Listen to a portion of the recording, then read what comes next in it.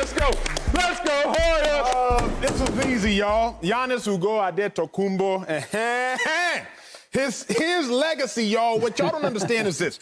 It may sound asinine, it may sound ludicrous, whatever the case may be, but let's please remember, if Giannis wins this title and thus wins a finals MVP, by the age of 26, he is in the conversation and maybe above the conversation with the likes of the greatest of all time, LeBron James and Michael Jordan. I am not talking about talent. I am talking about achievements. I am trusting that y'all have the mental bandwidth to be able to separate the two. By talent, LeBron James. By talent, Michael Jordan. We get all that at 26.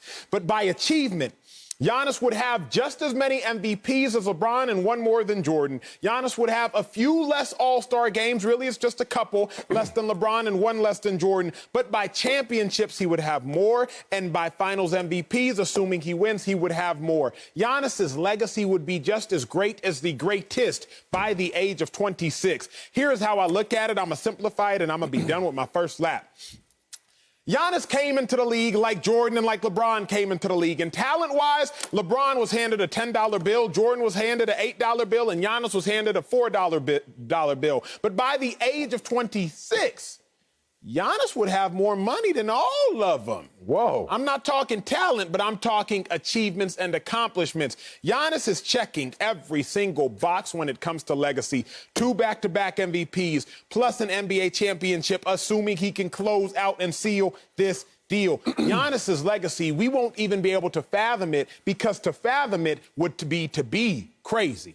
Strong. Acho, I loved your analogy, but I'd make it more extreme. Please. I think that Giannis came into the league with about 50 cents compared to those other two guys. The length and the growth that he's had to have from the time that he came in, coming from a different culture, not growing up in this country, the whole NBA mindset, not being a star, not recognized as a star coming in, where the other two, without question, were expected to be that. And I wanted to make this conversation, this subject, interesting. And so I really wanted to go off the board, because Jrue Holiday has done amazing things for his legacy in the way that he's played. And Chris Paul, in simply getting to the finals, has changed his legacy. We'll discuss that more later. But it is Giannis. It is Giannis. It is Giannis. There is no... This is a 2-time MVP who was never in the conversation for best player in the league. And yet now that conversation has begun. And if he wins finals MVP and the Bucks win the title, then I would fully expect that that's the view of Giannis Antetokounmpo going into next season. And I would not slight him on the talent front. He's doing some very unique things. He's answering some questions on the talent front that I had. Number one, can he shoot the mid-range, and will he make the mid-range? In these playoffs, 1/3 of his shots are coming from between 3 and 16 feet, and he is making darn near 50% of them. That is a huge change from the perception of what Giannis was, which is, I'm going to put my head down, I'm going to drive left, I'm going to spin back right, and if nobody strips me, I'm going to finish at the basket. Defensively, he was looked at as obviously a great player. Assist as a playmaker. You could confuse the floor. You could make things difficult for him. He's averaging 3.5 assists to every turnover, again, in these playoffs. That is an extraordinary number, exactly, in this series, on the biggest stage. That's the gold standard for point guards is 3 assists to every turnover. So he's not just doing it in a variety of ways. He's doing it in a talent way that has him in a conversation that he's never been in before. And I can't necessarily say that about any other player in this series, that the view of them has changed that dramatically. Man, y'all making me think of Kanye right now. If y'all told me I'm never wrong, yeah, y'all right. Remember Kanye said that? That's so deep. All right, next level. It is not Giannis. Y'all catch that later. Kanye ahead of us, y'all. It is Devin Booker. Let me start off with something you can digest. Always judge a man by the distance he's traveled. Judge a man by the distance he's traveled. Let's talk about these distances, shall we? Let's talk about the leap of greatness, shall we? When we're talking about Giannis, we're talking about a former Defensive Player of the Year and two-time MVP versus Devin Booker, who is just a two-time All-Star because of injury. Oh, let's talk about who Devin Booker is now versus who Devin Booker was coming into these finals. I remind you guys that Devin Booker has the most points scored in a player's first playoffs in NBA history. I remind you that he came into these finals averaging 27 points per game, and we were doing this already. Now he's averaging 30 points per game. And he's going to find himself in a conversation where if they come up short, damn, if Devin Booker had some help. Y'all know how that's going to make him look. It's going to inflate him in perception. Damn, Chris Paul, they're going to shoot at you in that respect. Now let's talk about your points, and let me give you some counterpoints. Acho, I need to see your face right here, because you told me that LeBron came in the league with $10, right? Mm-hmm. And then we saw an $8 bill and a $4 bill. Yeah, $4 bills. That Nigerian money there. What the hell is it? Naira? I ain't never seen an $8 bill and a $4 bill, man. Okay, I don't know what actually that is. We're in Jamaica. I'm with Jamaica. Come on. You can tell me I ain't been to either place. But the point is, come on, man. You making up denominations just trying to get value for these guys. But with Devin Booker, who didn't even start in college. You want to talk how much money you get when you don't even start in college? You're the sixth man, and they got to go to Kentucky practices just to see you to draft you. Hello. And then he comes into these finals. You got him ranked against right now in conversation. This is making my point. Devin Booker's in the conversation with a two-time MVP and Defensive Player of the Year. That means that if Devin Booker's anywhere in that stratosphere, you got to give him the nod. Why I take points away from Giannis as well? He's not in the conversation of best player playing in basketball currently, because that's still going to be Kevin Durant once we reset this next year. Don't forget, Giannis had a full squad going against KD Dolo, and KD still was the better player in that series. So he still hasn't elevated himself in a different conversation. It's Devin Booker, y'all. Why you always lying? Hey, say I had to bring that back, because you're out here telling these hot lies. Let's be reminded that by Tuesday at roughly 10 p.m. Pacific time, Giannis could have one less finals than KD, one less finals MVP than KD, but another regular season MVP over KD. So let's not act as though Giannis at the age of 26 is not already on the heels of who is maybe the greatest player or the most talented player in the NBA right now. I say Giannis's legacy has been built by this moment more than anybody else, because he came to the league as a 15th overall pick. Remember, y'all, Giannis only started 20 games his rookie year. 20. He didn't come in the league as a number 1 overall pick like LeBron James. Didn't come in the league as a number 3 overall pick like Michael Jordan. Giannis came in the league having sold CDs in Greece, just trying to make it. Dude was the second. Speak it, Acho. Speak it. He was the second lowest rated player on 2K for my gamers watching the show. If y'all didn't think he was sorry in real life, they thought he was sorry on the game. And now he's transcended into a two-time back-to-back NBA MVP, and just slick when we started to sleep on Giannis and say, you know what, his game is limited. Now he's averaging 32, 13 in the NBA Finals. Here's the only problem with Book. Book's legacy would have grown and could still grow if they win the chip. But still, if they don't win the chip, all Book has to show for it is a couple empty calories, a couple meaningless 40-point games. Yeah, maybe one day we'll talk about Devin Booker is the only scorer to score 40 points in 3 games in a row and lose the series. But what's that really mean?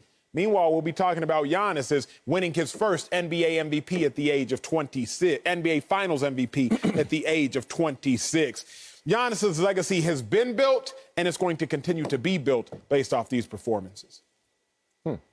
Marcellus, I got to hand it to you. You made a strong case. I didn't think there was anybody. I didn't even think there was a conversation about this, to be honest. I was wondering why this was a top. Who in their right mind would go with anybody other than Giannis Antetokounmpo? But Marcellus Wiley, presumably in his right mind, went with Devin Booker. And that's why I love doing the show with you. You made a decent case, but here's the distinction.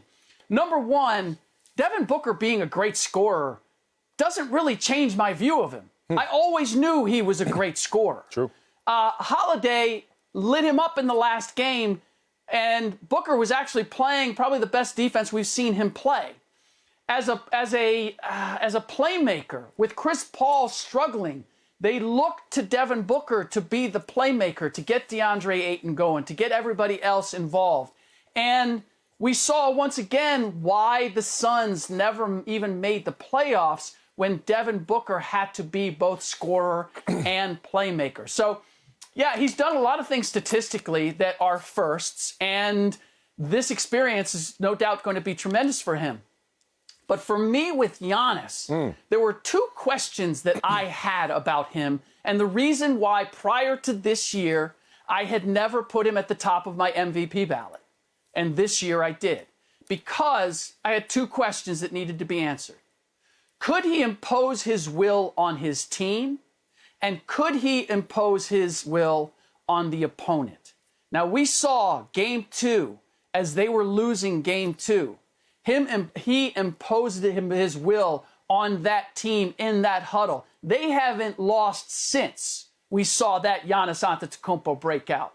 And if you look at what he has done to the Suns overall, we've played 5 games. He has been outstanding in all 5. He has been the riddle that the Suns have not been able to figure out for all 5 games on the biggest stage. You cannot say that about Devin Booker. You cannot say that about Chris Middleton. You can't say it about Chris Paul or Drew Holiday. There's one guy who has stood at center stage and made it his in these NBA Finals, and that's Giannis Antetokounmpo. And I dare to say to you, going into these playoffs, going into the season, no one ever imagined that at this point we would be seeing this. Interesting. Great points once again. Let me just hit you with a little bit of this gumbo right here. A few ingredients I got cooking up over here. The gap between number 1 and number 2 on Giannis's team, the Milwaukee Bucks, Giannis, Chris Middleton, and the gap between number 1 and number 2 on the other team, Phoenix Suns. Which gap is wider between Booker and Chris Paul? Yeah, so it looks like Devin Booker is carrying a little more water in this series than Giannis is. 2, let's just talk about Finals MVP. It's a shared experience, even though Giannis should win it. He's the favorite. But Chris Middleton has a little bit of argument. Certainly a couple games ago we were talking about Chris Middleton. And then even Drew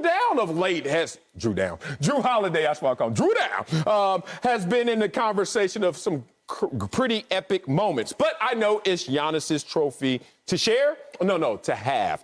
Okay, I respect that. Now let me get my boy Acho on the screen as well, because Acho is trying to tell me, oh, well, he's going to have a Finals MVP. Oh, and he has more regular season MVPs than KD. So that means best player on the planet.